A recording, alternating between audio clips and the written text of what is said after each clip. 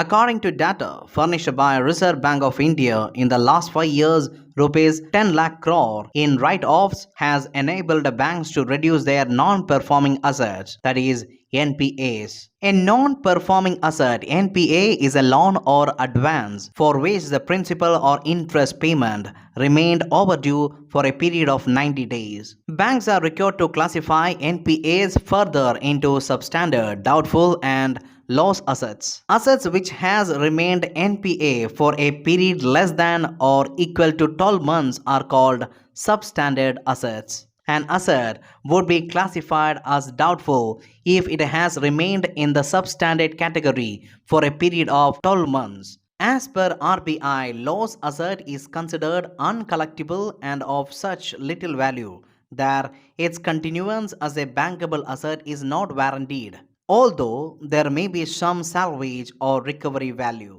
After a loan turns bad, a bank writes it off when chances of recovery are remote. It helps the bank reduce not only its MPAs but also taxes, since the written off amount is allowed to be deducted from the profit before tax. In technically written off accounts, loans are written off from the books at the head office without foregoing the right to recovery. Further, write-offs are generally carried out against accumulated provisions made for such loans. Once recovered, the provisions made for those loans flow back into the profit and loss account of banks.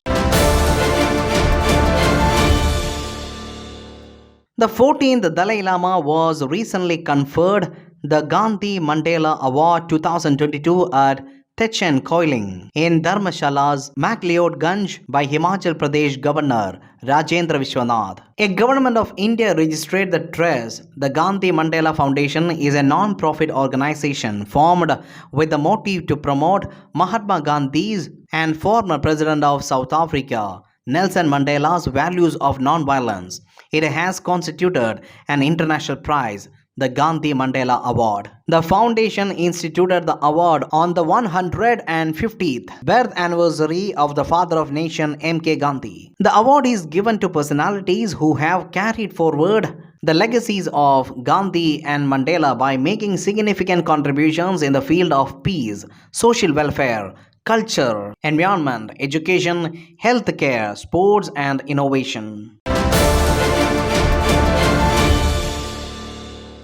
Sri Lanka's exports added up to over 140 billion Lankan rupees under the agreement. Imports into Sri Lanka from India stood at 28 billion rupees. Trade with India contributed to almost 65% of the total trade of Sri Lanka under 4 existing free trade agreements. Free Trade Agreement FTA between India and Sri Lanka was the first ever bilateral trade agreement for both countries, signed in 1998 and enforced in 2000. The pact is aimed at further boosting the economic ties between two countries by liberalizing trade norms. FTA is an agreement between countries or regional blocs to reduce or eliminate trade barriers through mutual negotiations with a view to enhancing trade. It can, however, be comprehensive to include goods, services, investment, intellectual property, competition, government procurement, and other areas. On goods, the key areas covered are custom duties or tariffs, rules of origins, non-tariff measures such as technical barriers to trade, sanitary, phytosanitary measures, trade remedies, etc. On services, the negotiations are on barriers to various modes of supply, including domestic regulations. Trade agreements could be bilateral, plurilateral, or multilateral. Bilateral trade agreements occur when two countries agree to unshackle trade restrictions to expand business opportunities. Plurilateral agreements occurs between a large number of countries, either in the regional context or otherwise. Multilateral trade agreements is generally referred to for WTO negotiations, since it covers a large number of countries and sets global trade rules. Information and Broadcasting Minister Anurag Singh Thakur has said that the central government will soon bring a law to regulate digital media. Speaking at a Silver Jubilee celebration of a newspaper in Jaipur, Mr. Thakur said now journalists associated with digital media will also be accredited. He said that earlier there used to be one way communication of news, but with the development of electronic and digital media, communication of news has become multidimensional. The minister appealed to the media to do its work responsibly and avoid creating an atmosphere of fear and confusion. He said the central government is working towards ease of doing business and ease of living, and change in the registration of companies was a step in that direction. On the occasion, Rajasthan Governor Kalraj Mishra said the media is the biggest messenger of democracy. He said the aim of journalism should be to strengthen people's faith in constitutional values and democracy. A pre-launch of India's year-long grand celebration of International Year of Millets 2023 will be held in New Delhi. External Affairs Minister Dr. S. Jaishankar and Agriculture Minister Narendra Singh will be attending the event. During the event, two ministers will share the vision of government for successful celebration of International Year of Millets 2023. High commissioners and ambassadors to India from more than 60 countries are expected to attend the pre-launch ceremony. The key objective is to spread awareness about Indian millets and engage with other nations for successful global celebration of International Year of Millets 2023. Recently, at G20 summit in Bali, Prime Minister Narendra Modi highlighted the benefits of millets, saying that millets can solve the global malnutrition and hunger problem. He has also highlighted that India is promoting natural farming and repopularizing nutritious and traditional food grains like millets for sustainable food security. He had urged all to celebrate the International Year of Millets with great enthusiasm next year. The year 2023 will be celebrated as International Year of Millets. The primary aim of this initiative is to increase the awareness of millets' health benefits among the public. According to the United Nations estimate, the global population is projected to reach 8.5 billion by 2030 and 9.7 billion by 2050. In such a situation, there is a need for more production of food grains, especially millet, to meet the food needs of rapidly growing global population.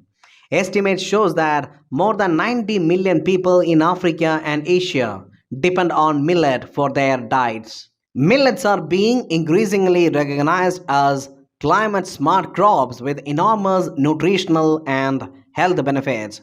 Millets are a rich source of protein, fiber, minerals, iron, and calcium. India is a major producer of millet, accounting for 80% of Asia's production and 20% of global production. Guru Tegh Bahadur was the ninth of 10 gurus of Sikh religion. He was born as Tyagamal. He came to be known by the name of Tegh Bahadur, mighty of the sword, given to him by Guru Hargobind after he shone his valor in battle against Mughals.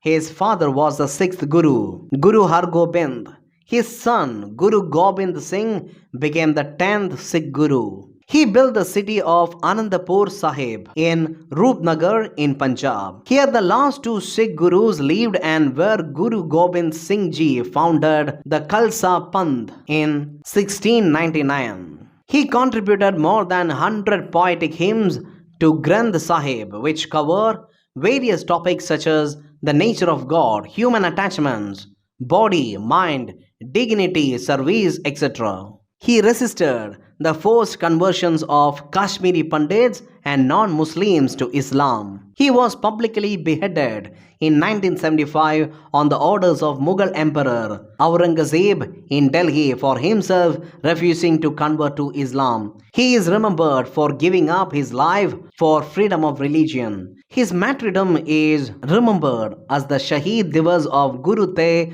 Bahadur every year on 24th November, according to the Nanak Shahi calendar released by Shiromani Gurudwara Parbandhak Committee in 2003. Gurudwara Sisganj Sahib mark the place of his execution. Gurudwara Rakabganj Sahib mark the places of cremation of his body. Ministry of Textiles will give away Shilp Guru and National Awards to Master Craft Persons for 2017, 18 and 19 in New Delhi. Vice President Jagdeep Dhankar will be the chief guest of the award ceremony. Textiles Minister Piyush Goyal will preside over the function. The Office of the Development Commissioner Handicraft has been implemented the scheme of national awards for master craft persons since 1965. Shilp Guru Awards was introduced in 2002. These awards are being conferred every year to legendary master craft persons of handicrafts whose work have contributed to the preservation of rich and diverse craft heritage of the country. The main objective is to give recognition to outstanding craft persons in the handicraft sector. The awardees represent almost all states and union territories of the country, as well as different craft styles of different locations. Due to pandemic, the awards for the last 3 years are being conferred together. President of Egypt Abdel Fattah al-Sisi will be the chief guest at Republic Day celebration on 26 January next year.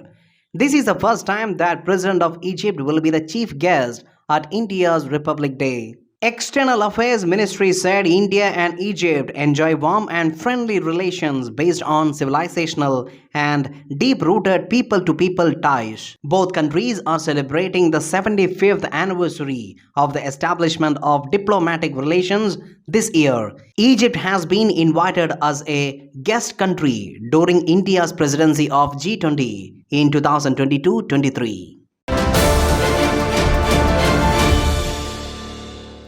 National Cadet Corps (NCC) is celebrating 74th anniversary of its Rising Day on November 27th. This largest uniformed youth organization in the world was raised in 1948. The day is being celebrated all over the country with cadets participating in march past, cultural activities and social development programs. The multifaceted activities and varied curriculum of the NCC provides unique opportunity to the youth for self-development. Many cadets have made the nation and the organization proud through their remarkable achievements in the field of sports and adventure. The expansion of NCC has also been undertaken in coastal and border areas of the country by adding over 1 lakh youth cadets to its fold in recent times. This has motivated the youth from these areas to join the armed force and contribute to nation building. The NCC has also been a platform for harnessing international relations for over 4 decades by sending its cadets as ambassadors of peace and unity to over 25 nations. The government has invited ideas and suggestions from people for the Union Budget 2023-24 to foster the spirit of Jan Bhagidari. The Finance Ministry invites suggestions from citizens every year to make the budget-making process participative and inclusive. It urged people to share their ideas and suggestions that can help transform India into a global economic powerhouse with inclusive growth. The last date for submission is 10th of next month. External Affairs Minister Dr. S. Jaishankar has said that central government is working to improve connectivity and infrastructure in the Northeast region. The minister was speaking at an interactive session on Indian foreign policy organized by Manipur University. Stressing the importance of improving connectivity in the Northeast, Dr. Jaishankar said it would open up a gateway to the wider world and expand its access to global markets and workplaces. He spoke about the intensity of the globalized world and its impact on their lives and also shared views on how the world perceives India today and global significance of country's achievements. In a tweet, the minister said Modi government is giving utmost priority to the development of Northeast, including Manipur. He said it is visible in both resources and attention. He added that India's G20 presidency will celebrate at various places across the country, including Manipur. He said it will showcase Northeast to the world with tourism benefits. In the evening, Minister attended the Sangai festival. Dr. Jaishankar said it was wonderful experience to witness the fabulous exposition of Manipur's heritage and traditions in the performance.